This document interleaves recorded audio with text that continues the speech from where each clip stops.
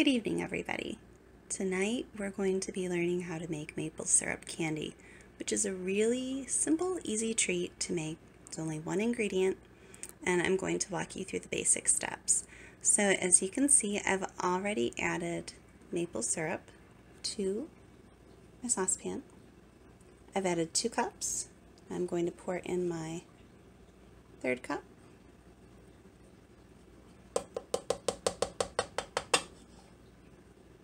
Doesn't matter what grade of syrup you use, as long as it's 100% pure maple syrup. Depending on the size of your pan, you might want to increase or decrease the amount of syrup.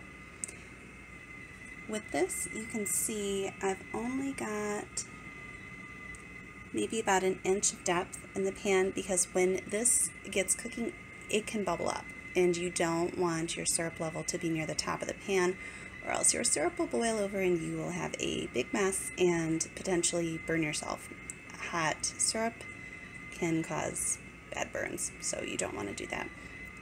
You can see I also have a long-handled silicone spatula for stirring. You need to keep stirring while you're making maple candy. And I also have my trusty candy thermometer. Here, I'll look at it up close here. While we're waiting for our syrup to heat up, I just want to remind you to get all of your supplies ready. You want to have some kind of candy molds for your maple candy to go into, and because the temperature is going to be so high, you want to make sure that your candy molds are rated for the correct temperature. So what I'm using here is I'm just using some basic silicone candy molds. You can buy them at any craft store or any baking supply or candy making store, but these are great. They're really easy to store. You can even roll them up or fold them up. The ones I have are dishwasher safe. Just before you throw them in the dishwasher, make sure you double check that they are. And again, with the silicone, these are good for high temperature candy making. You don't need to oil them or do anything special except make sure they're clean. So I just have these set up and ready to go right next to my candy making. So I'll check back with you in a little bit, but I just wanted to remind you to set up your candy molds before the sugar gets boiling too quickly. Okay, it's been about 10 or 15 minutes. You can see the maple syrup is starting to boil, and I've got a little bit of foam on the top. Our temperature is climbing. We've already gone past 200 degrees, or about at 210.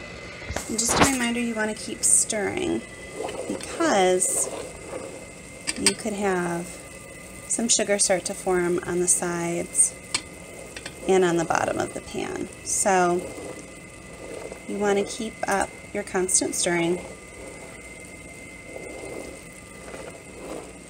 And in a few minutes, I'll show you why it's so important when you're making maple candy to keep your liquid low in the pan, because we do not want it bubbling over the sides. Oh, here it comes. See how it's starting to foam?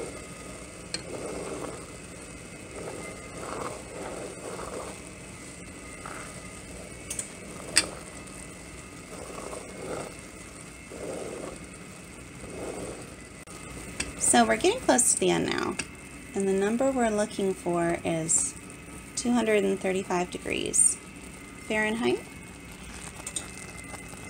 which is approximately 110 or so degrees Celsius for all our friends across the pond.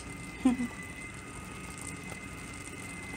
if you have the markings on your thermometer like I do here, that would be just before softball stage. So just looking down at the pot, you can see it's definitely a rolling boil. If you get too many of these bubbles popping on you, even though you're stirring regularly, you can reduce the heat. It's not going to affect the candy, and it will stop you from getting sugar burns. So just keep an eye on those. If there's too many of the bubbles, the big bubbles that are popping on you and it's splattering up on you, make sure you reduce your heat. So as you can see, the depth of the maple syrup has, I would say, at least doubled in the pot.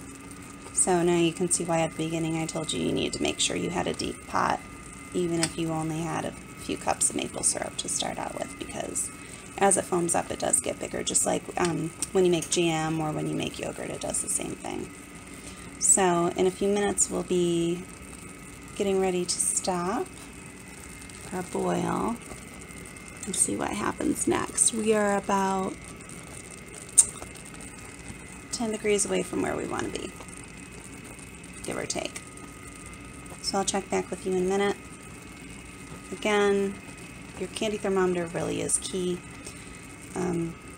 I personally don't know of any tricks to use if you do not have a candy thermometer.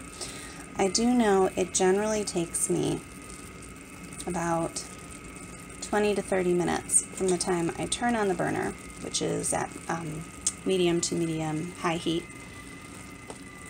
until the candy gets going to the point when it reaches the temperature of about 235 degrees Fahrenheit. So depending on how hot your oven runs, that time gauge might help you, but I do strongly suggest you go out and buy a candy thermometer if you have not already. If you have any plans of making maple candy or any other types of candy for your children, it just will save you a lot of sanity, and they're cheap. I haven't ever had to spend any more than $10, and this thing's lasted me almost a decade. So I'll check back with you in a few minutes when we get to the point. Okay, we have gotten the temperature to drop where we need it. So I'm going to take out my thermometer and start stirring, and then we'll pour some candy. As you can see, it is thickening up. Kind of reminds me of like a caramel sauce as far as the thickness goes at this point. So as you stir it, the color is going to lighten, and that's how you are going to know that it's ready to pour into the molds. If you don't do this step, sometimes it does still work, but I have had times in the past where it hasn't solidified properly. So I always do this step. One of the recipes I've read said to do this for about 5 minutes. I have never done this for a full 5 minutes. It usually gets way too thick to keep doing this that long. So when it gets thick enough where you can't stir it anymore, and the color has lightened enough, which you can see the color has definitely lightened for us, then you'll know it's time to pour. This is the texture that we want, and as I scoop it up, you'll see it's pretty thick. So now it's time to put it into the molds.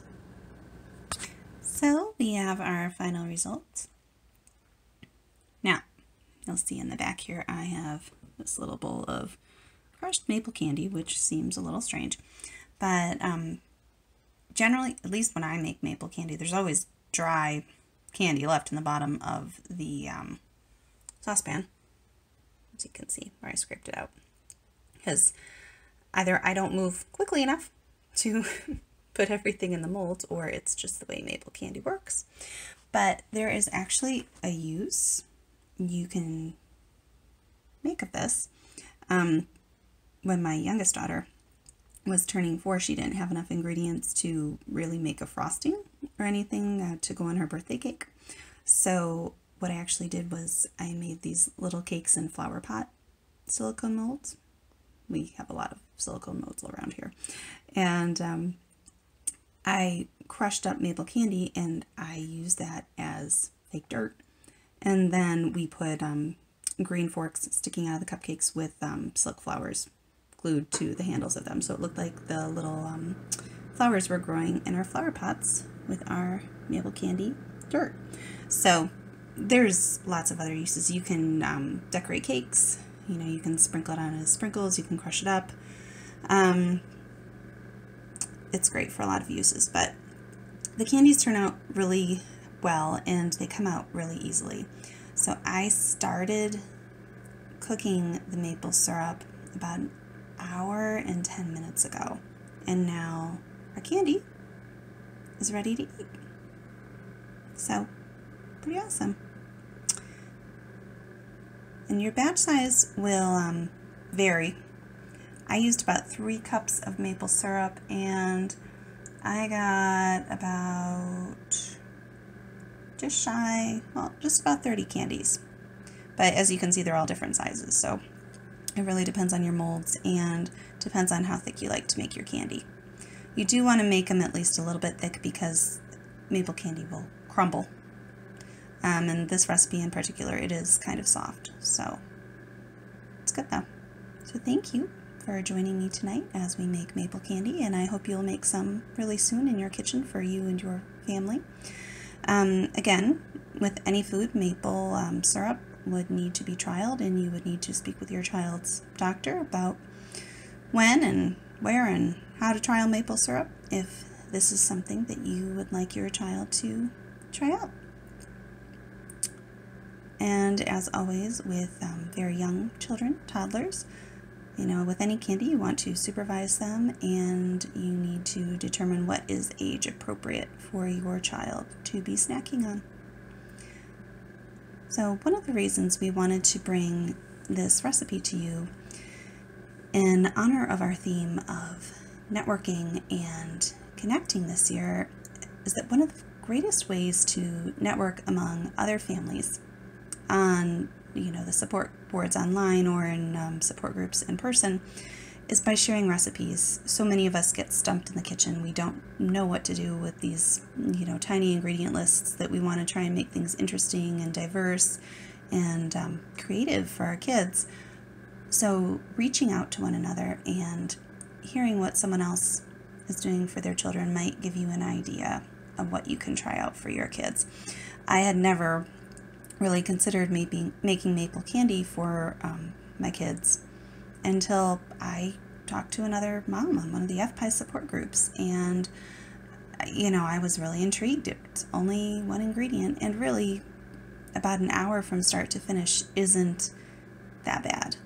So just again to remind you to reach out and not only network with medical professionals, but network among yourselves. FPIES families have some great ideas. We are a creative bunch.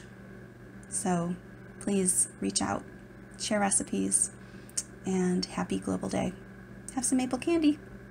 Thanks for joining me. Good night.